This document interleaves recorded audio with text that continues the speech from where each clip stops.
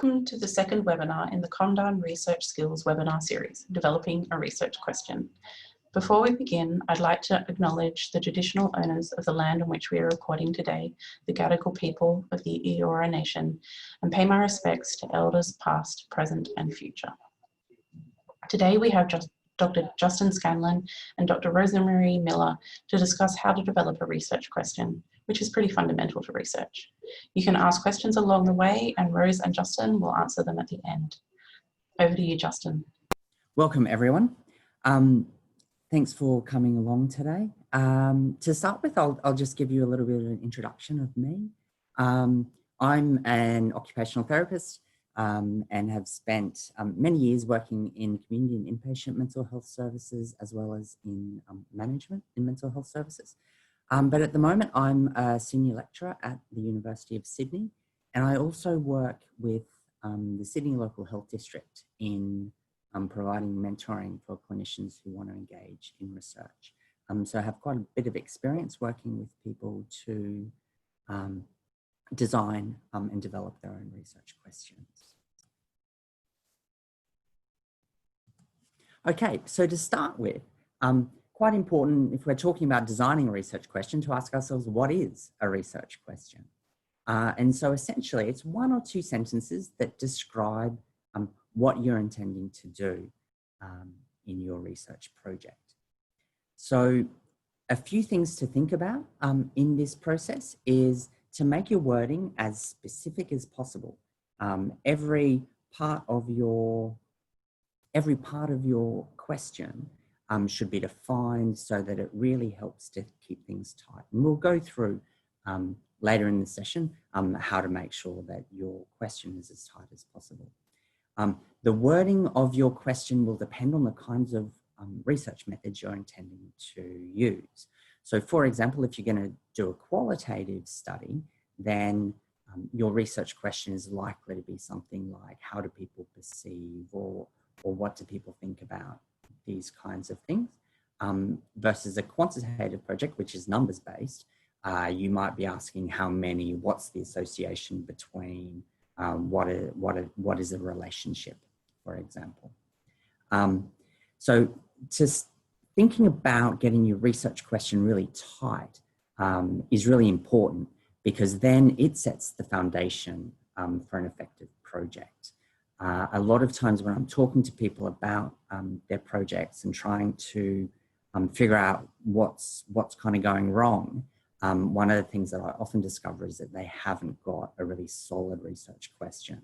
And if you don't have a solid research question, then it can really be disruptive in actually rolling out your research project. So thinking through today, there's lots of different ways to think through how to actually develop your research question, lots of different ways of thinking about the steps, but these are the ones that, the framework that we're using today. So firstly, to define your area of interest. Second, to explore for other research that's been done in that area. Consider the data that you might require to answer your question. Make a first draft of your research question, and then refine your research question. As we go through, I'll identify some treasure troves, so some really good things that can happen in the process of designing your research question, and things that can be really helpful, and also some traps, some caution, so thinking about things that could disrupt your project, and things to avoid when designing your question. So firstly is to define your area of interest. So to do this, explore, think about, ask yourself, what topic or area do I want to find out about? What's something that my service or that my colleagues or other people want to learn more about? What might be valuable to my service or my colleagues or the broader community? What's going to be something that provides us extra information to understand things better? And then finally, asking yourself, what's of interest to me? A lot of times when we do research, it will be done outside of our normal working hours. It will be done because we're interested in it. It will be, you know, at nights and on the weekend. And so you really want to make sure that your topic is of interest to you, because if it doesn't, it can become quite onerous and annoying to have to go through, and it becomes frustrating. And so you want to avoid that, because you want to keep interested and you want to keep motivated. Also, if you're interested in the topic, then it's likely to be of interest to other people as well. So one of the challenges in this area is that far too commonly, because we're clinicians, we're on the front lines, you will come up against challenges and problems that are really messy and complicated. And you'll want to explore and fix those messy, complicated problems. But the challenge is that that would then mean a huge, big research project that's going to be unmanageable. So particularly if you're starting off, it's a really good idea to start off slowly with a small project.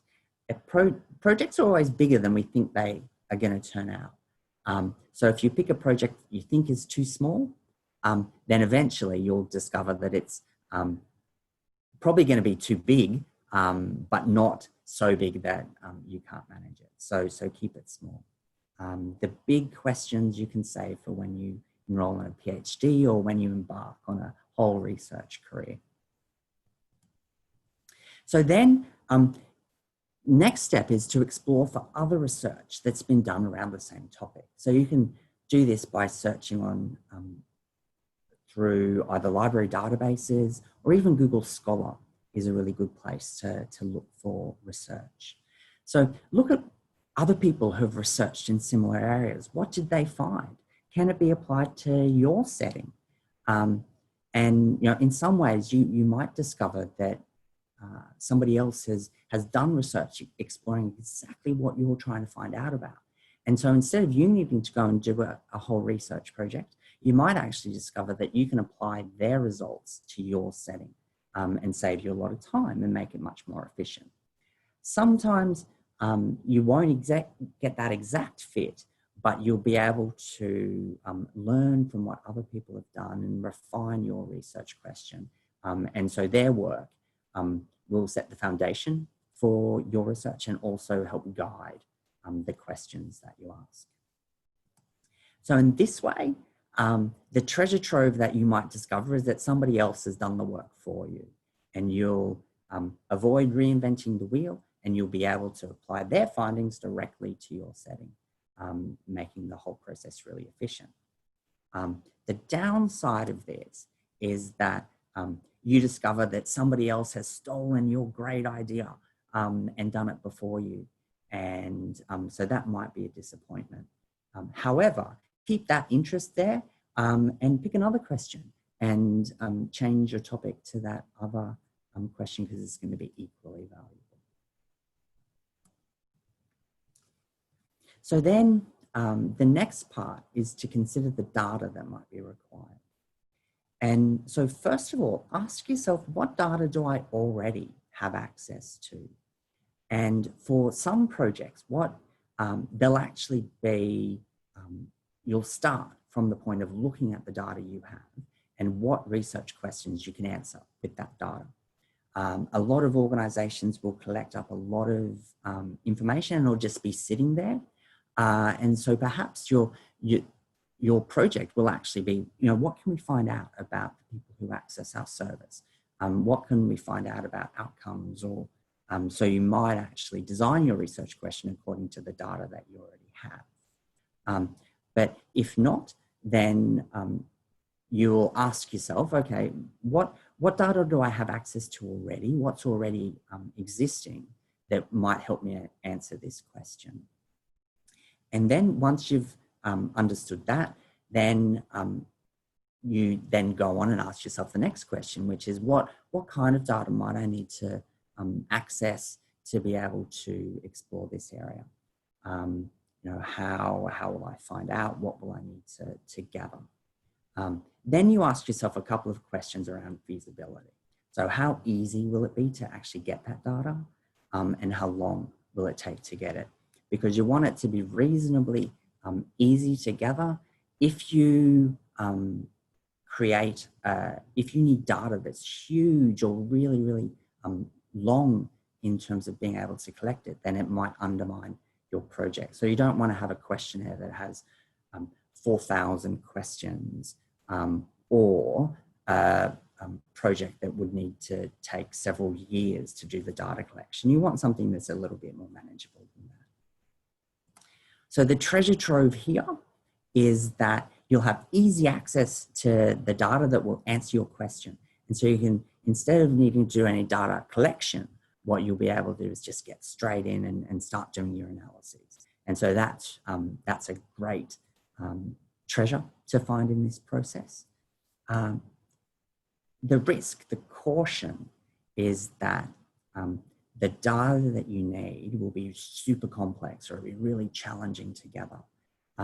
And what you might find is that it almost makes the project impossible to complete.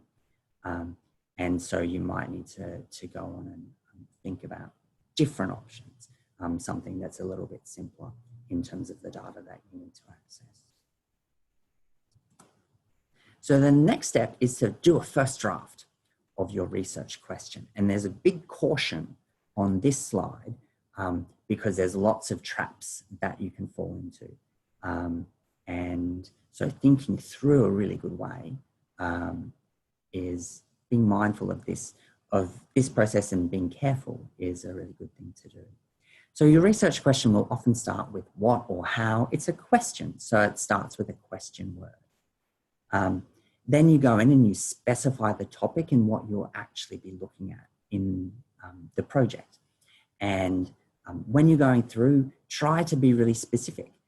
If you say, I want to look at well-being, how are you going to define well-being? Are you going to use a measure to define well-being? If so, then specify that in your research question.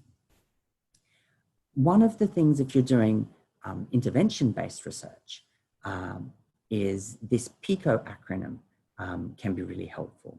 So PICO stands for participants. So you're defining your participant group as essentially the people that you want to study. So it might be a particular group of consumers or participants. It might be, for example, people with schizophrenia who are accessing this particular group program. It might be the whole client group who access your service. So everybody who comes to the service might be your participants. Then you define your intervention. So you might be talking about, the group program or the anxiety self-management resource that people access. It could be anything, but you define that within your question. And then in some studies, you'll have a control or a comparison group. So they're people who are very similar to your participants, but who aren't accessing this particular interventional program that you're evaluating. And so in cases where you can have a comparison group, it's really, really helpful, because you'll be able to sometimes just people change over time. And so people might feel less anxious over time. And that might just happen naturally. It might not actually have to do with your anxiety self-management program, for example. And so having a comparison group means that if you'll be able to be more clear as to whether the intervention that you're looking at is the main thing that seems to be responsible for that change. And then finally, the O stands for outcome. And this is really, really, really important. Whether or not you have a control or a comparison group, or whether or not you're exploring intervention, this looks at what am I looking to measure, and how am I going to measure it? So, for example, in the anxiety group, you might be selecting a measure of anxiety. So the DAS, for example, might be a measure that you use, and I'll do that at the beginning, and then I'll do that at the end, and I'll see if there are any changes. So defining your outcome of interest and how are you going to measure that is very, very important. So then the final step is to refine your research question. And there's a big treasure chest here because there's lots of opportunities to make your research question really great. And so once you've drafted your question, then review it and refine it. Think about, is it specific? Is every word in here, is it absolutely clear? Have I defined exactly what I'm looking at and how I'm going to look at it? Have I defined clearly my participant group? Have I defined clearly what the intervention is that I'm looking at? So ask yourself, is it specific? The more specific you can make it, the better foundation it will provide for your project. Can the question be answered? Going back to that first step, if you ask a really nebulous kind of question, then it might actually be impossible to answer it, or the amount of information that you need to collect will be onerously large. So can the question be answered? It's really important to think about. Does it avoid simple yes, no answers? If you find that you could answer your question with a yes or a no, then what that might say to you is that the amount of exploration that you're doing in the project might not be enough, and you want to kind of get in and understand some of the nuance of that. Is it feasible? Can you do this within the time you have available, and also in terms of the time it will take for people to provide data and those kinds of things as well. So really important to consider feasibility. Can you access and collect the right data to answer the question? So again, we go back to those previous slides and say, how complicated will it be to answer these questions? If it's really complicated, then maybe go back and try to simplify things a little bit. And then finally, ask yourself the so what. So when I've finished this project, what impact is it going to have for me, for the people who access my service, for my colleagues, for the broader community? What's the purpose? What's the outcome from this research, and how will it be helpful? If you can't answer that question in a really powerful way, then maybe the project that you're doing won't be as valuable as it perhaps could be. And so finally, we come to just a few other considerations that you should make while you're designing your research question. So there are some ethical considerations that you need to take into consideration. We're working with people who have an addiction or a drug and alcohol problem or a mental illness. All of those people have some level of vulnerability. And so we want to make sure that our research project is ethical. The Research Network has a research advisory group that you can seek advice from, who can give you some guidance around the ethical considerations that you'll need to make in your project. Also, accessing research mentoring is incredibly helpful. And again, the Research Network has a group of experienced researchers who are happy to provide research mentoring to you.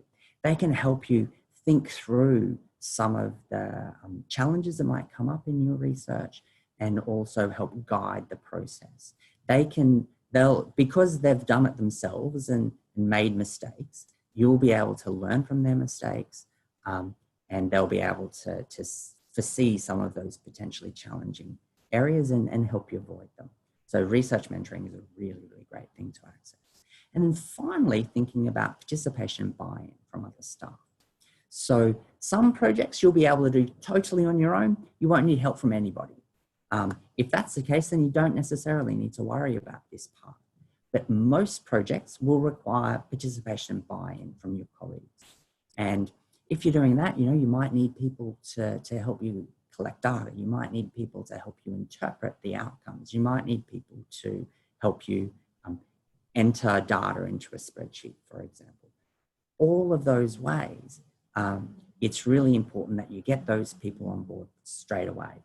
and they help you in the development so that they're as interested and engaged with this project as you are, so that then you're able to make sure that people will support the project and it'll go along smoothly.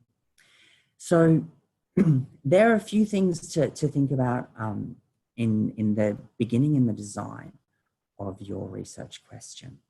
So now I'm going to hand over to Rose, who's going to take you through and actually look at some of the application and how to go about actually developing and implementing your research question. So over to you, Rose. Cool. Thank you, Justin. Okay, just bear with me and I'll share the screen. Okay. Hi, everyone. My name is Rose. I am currently a Research and Data Management Officer with NADA. I'm what's called a research psychologist. So that's basically a researcher with a psychology specialization.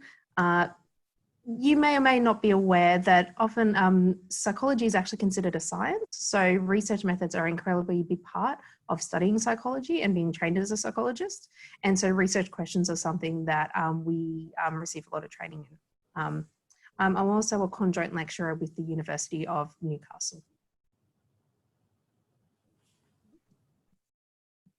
Bear with me for a moment. There. And I'll just second Joe's acknowledgement of the Gadigal people of the Eora Nation as the traditional custodians of the land which the NADA office stands.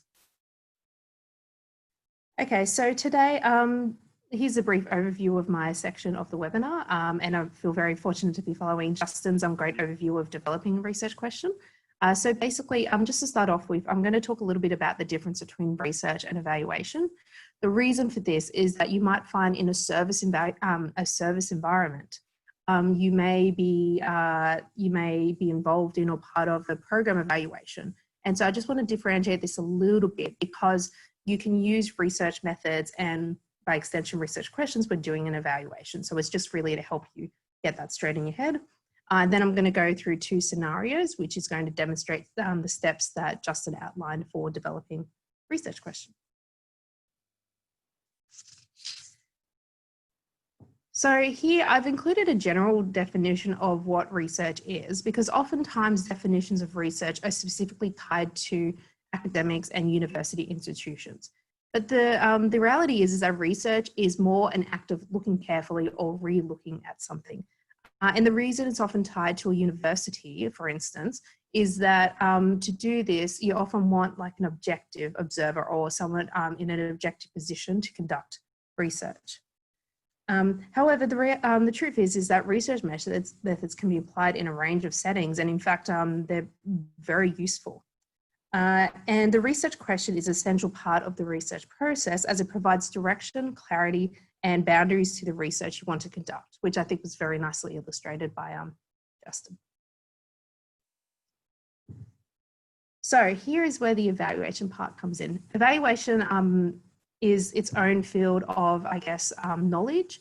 So I want to make sure that that's distinct, but you will find that research methods can be used when executing an evaluation. So an evaluation, very broadly, is the objective assessment of a program or project's design, implementation, and results.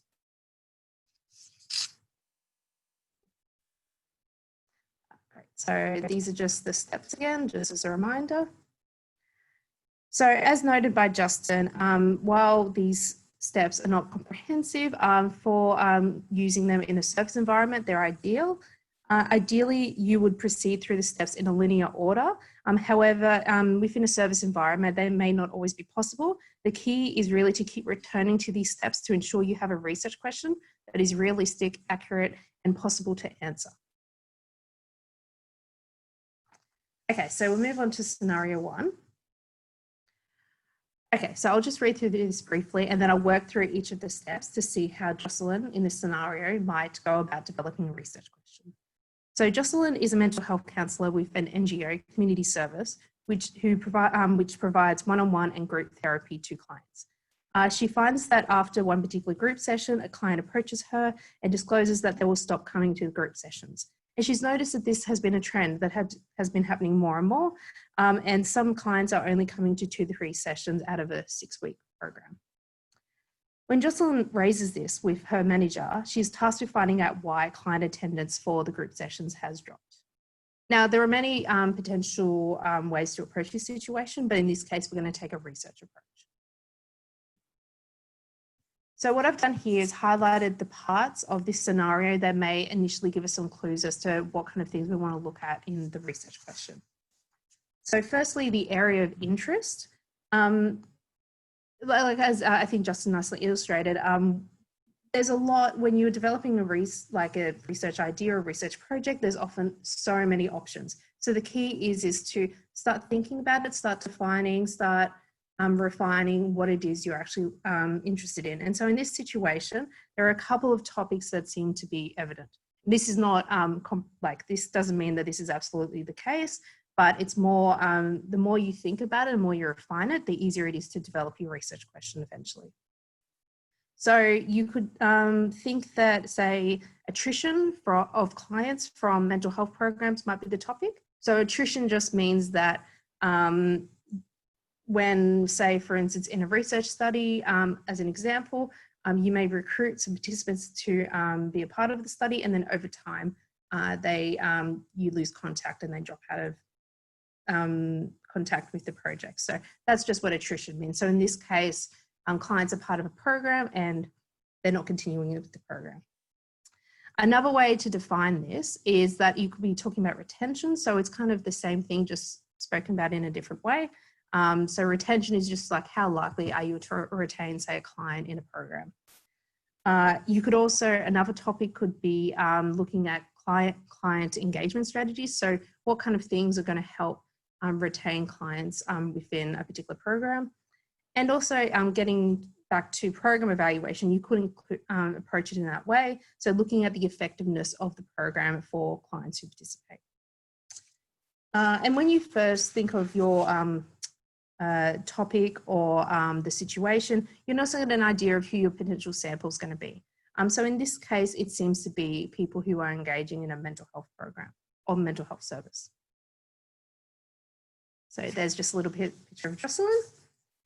So first things first, you want to define your area of interest. So really want to differentiate between, do you want to look at the effectiveness of the program, or do you want to look at why clients may not be retained in this particular program? And so what Justin raised was about looking at whether this relates to your personal interests or the needs of the service you're working for. So you really just need to strike a balance between this, because while you want to make sure that your area of interest is relevant to your work, it's also important to make sure that it's something that you're personally interested in as well. And also at this stage, it's good to start thinking about the terminology. So with a research question, because you've got to be quite specific in your wording, I would recommend, like when you are developing a research question, even just taking brief notes on what you're thinking about, what you find when you look at other literature. That's really helpful, because those key terms you keep coming across are really helpful, particularly when you say you decide on the topic you want to look at, but you find that, say, if you read up a report or a journal article, you find that they're using different terminology. Keeping notes on that is really helpful to find, if you don't find something specifically related to what you're interested in, it can help you to kind of translate from other areas of research.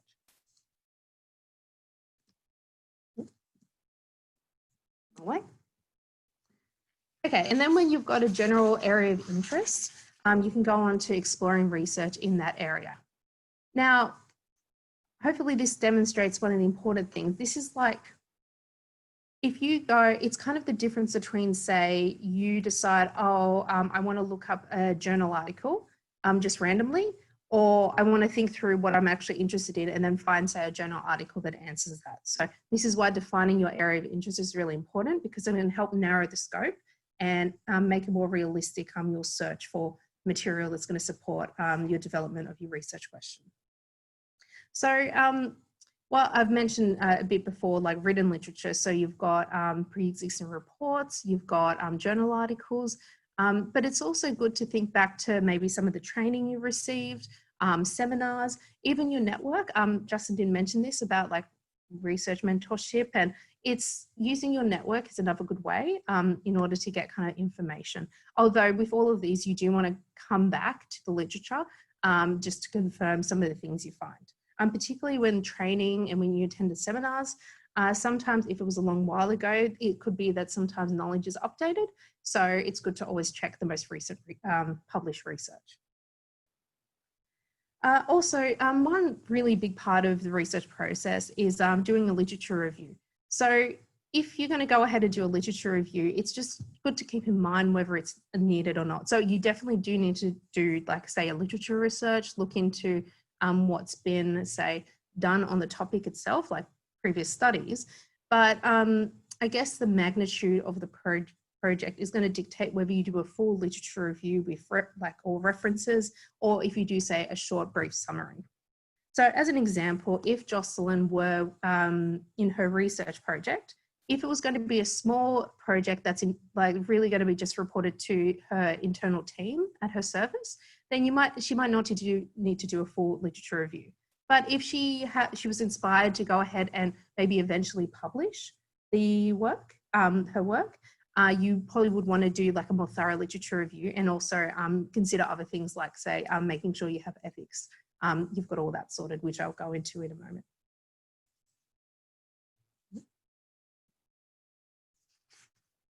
Then the next major step is, of course, how to consider what data may be required. So there are a lot of options here, but again, like if you've defined your area of interest and you've explored for the the other research in the area, then by now you should have a pretty good idea of what's been done before and where are the gaps in the literature and how this relates to your initial research problem. So there's a couple of options with Jocelyn's situation. So a lot of you may be familiar with MDS data. So that's kind of minimum data set that's collected as part of a lot of services. So that's a good first step. That's data that's mandatory to collect. And so you could look at that data to see if say, for instance, Jocelyn could use that to index why clients may be dropping out early from the program. There's also routine data collection of other types of data. So Justin referred to outcomes. So it just depends on what the service, what is the standard data collection. And Jocelyn could see if any of this data might be helpful in answering her question or her future question. And it will also help her to consider how to word her question and what kind of methods, say whether she needs to do something more qualitative, if say there's feedback collected from clients, or more quantitative. So is there some sort of numerical thing? So as an example, many services use a quality of life measure. So if that's relevant, you could use, say, a quality of life score. And of course, ethics. So it's always good to consider what the ethics requirements may be. So if this is an internal project, that could involve, say, talking to management, making sure that you've got the permissions you need in place. So kind of seeking consent from clients for the permission for the use of their data. If you were going to, say, go ahead and publish the findings or report these externally, you may need to go to a human ethics research committee, something like that. And also, of course, your Good ComDAR does have the ethics consulting committee, so that's another option. If you were going to go ahead and have the results more widely available, you may need to go to a university or government HREC. If you want a little bit more information on that, there's lots of resources out there. And in fact, you can go straight to the source, the NHMRC guidelines. So that's the guidelines on research ethics in humans. So Joe will be sending out some resources later, which will have a link to that. So that's freely available. Anyone can download it and it goes through all. You can review it and see if you may need to go to a HREC.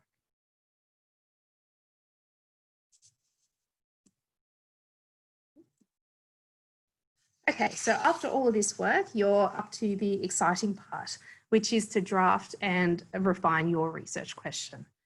So hopefully by now, well, in Jocelyn's case, she might have taken note. She's kind of decided that actually this is going to be more of an internal project. She sought permission from her, the wider management, To do this, she has decided what kind of data she may be looking at. And here you can start drafting what your research question is going to look like. So here I've got an example of what an initial draft of a research question may be. So in this case, why do people participating in a mental health program drop out after 2 to 3 weeks?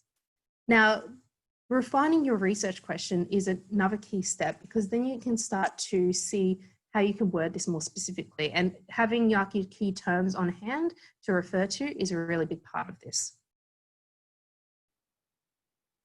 So you can see in this wording that what I've done here is include a comparison group, because the service that Jocelyn is employed by also does one-on-one and end group counselling. So sometimes including a comparison group, even if you can't control a control group, and control group just refers to a group that is not receiving, say, an intervention or treatment or what have you. So in this case, it could be comparing people who are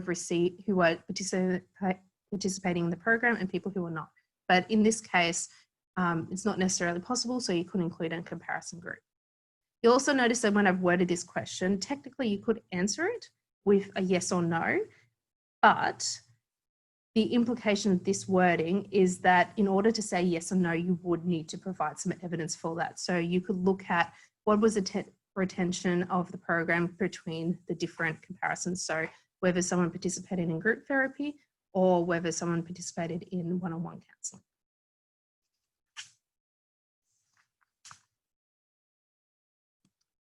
Okay, we'll move on to scenario 2.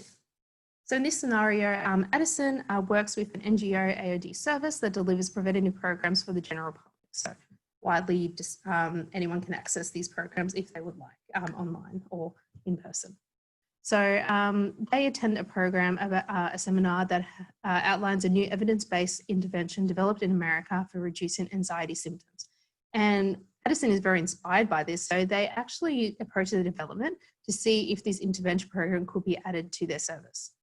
Edison's manager actually thinks this is a great idea, but in order to set up the intervention for long-term use, they would need to apply for some funding. So Edison is tasked with pulling together the evidence that will be used to justify why the new intervention should be funded. Now, in this case, so the topics of interest could be related to anxiety. So one thing you might want to ask yourself is, anxiety symptoms, what is the relationship between having anxiety symptoms with being a client in a drug and alcohol service? Is there a relationship? This also taps into sometimes an area of research that's missed, which is cross-cultural research. So if this intervention is developed in America, is that actually applicable to, say, an Australian environment, if we're assuming that these scenarios are happening in an Australian context? That would be the same for translating any kind of interventional program from one cultural context to another. Again, you could also define this scenario in terms of like program effectiveness. So is this new intervention going to be effective for the clients that engage with the preventative service that Edison is part of?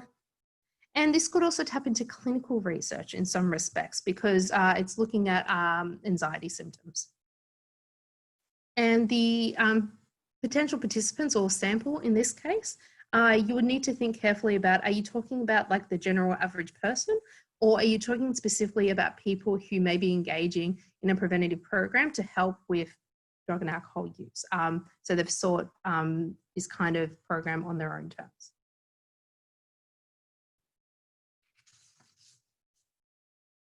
Okay, like with the previous scenario, there are a few different ways you could approach this to define your area of interest. So of course, you could look at pre-existing research on the intervention.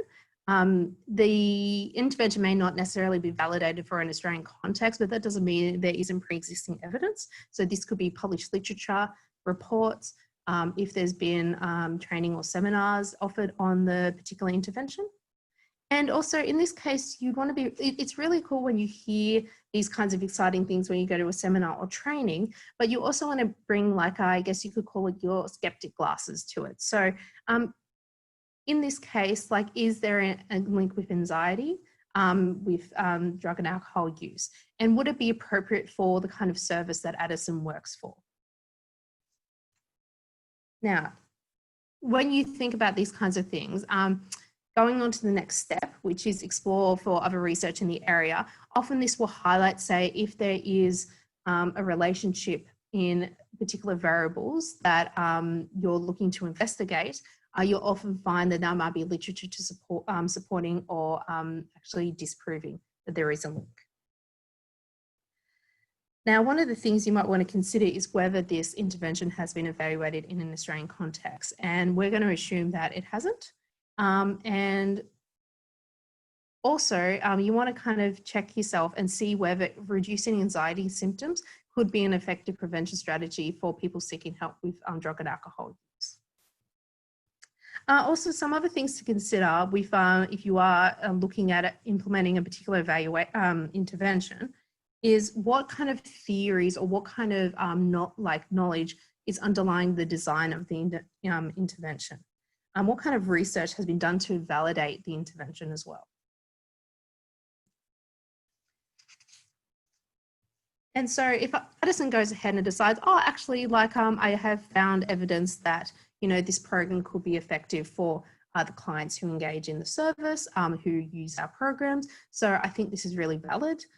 So what kind of data would you need? So in this case, not all research necessarily requires data collection. And what I mean by that is that, just to refer to this briefly, sometimes you may find that you have an idea, you look at the literature and you find, actually, someone's already done this. So in that case, sometimes doing like a literature review or short summary of the previous findings could be enough. And if you remember back to the scenario, Edison has been tasked with finding the evidence in order to apply for funding for the intervention. Another approach Edison could take is to run like a pilot study. So say you could run like a trial of the intervention with the service, of course, negotiating with the management and going that pathway. Now, if you do choose to go with the pilot testing or pilot study, you do need to be mindful of the ethics. So technically you can run a pilot test, particularly if it's implemented as an intervention as part of your service. You could run a pilot trial, but you want to be careful to make sure you're still abiding by ethical considerations and making sure that your clients, you're not coercing them into being part of the intervention. It's actually just part of treatment. And then you move on to drafting your research question. So you want to be careful here because, say as an example, say if you're defining it in terms of a reduction in anxiety symptoms, are you looking at a reduction in anxiety symptoms in general, or is this intervention maybe more aimed at people with higher than average levels of anxiety? So you could apply this kind of thinking to any kind of problem that involves, like, say, reduction in, say, anxiety or any kind of psychological symptoms. And also, if you're specifically looking at anxiety, you may want to consider the types of anxiety. So some are more cognitive based and some are more physiologically based, and also how to measure this. So the DAS, Justin mentioned, that could be a way to index a reduction in anxiety over the long term. And of course, you want to refine your research question. So here I've done an example of where you might have a more broad or draft of a research question, and then you can make it a bit more specific. So in this case, what I've said is, does the American-based intervention lead to a reduction in DAS scores for anxiety over time in an Australian sample who self-identify as needing help with their AOD use? So that's one approach you could take with this particular scenario.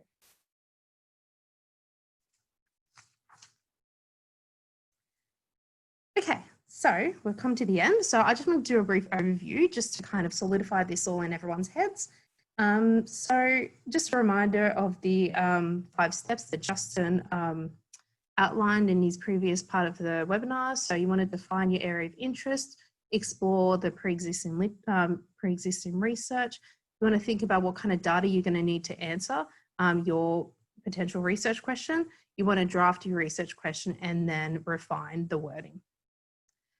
Research questions help you define the scope and direction of your research. And also, I just want to emphasize that there's no right or wrong answers. The key is to make your research question as objective as possible And also always think about and re-emphasizing what Justin went through.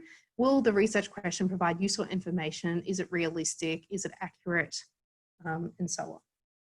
Okay, so that's me. So thank you so much for listening. And yeah, we'll go on to the Q&A session.